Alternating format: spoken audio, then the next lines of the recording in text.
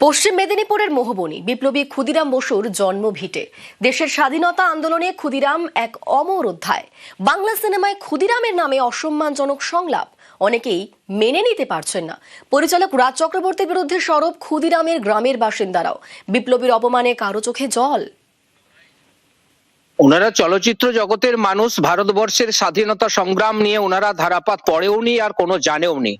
এই ক্ষুদিরাম বসুর অপমান আমরা কেশপুরবাসী এবং মোহবনীবাসী কোনো মতেই আমরা মেনে নিতে পারছি না।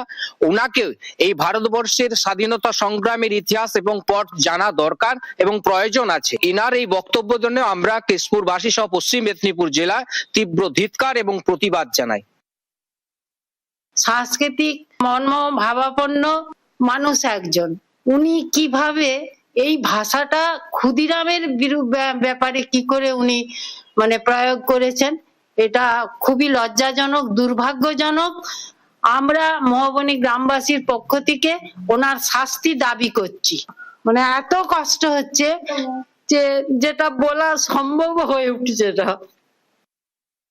ঝুলি না ঝোলা এই কথাটা একদমই এর তীব্র প্রতিবাদ জানাচ্ছি। স্টুডেন্টদের কাছে এটা ভুল বার্তা যাচ্ছে।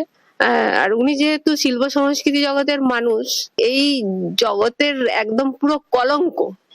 উনি ইতিহাস আগে ভালো করে জানুন,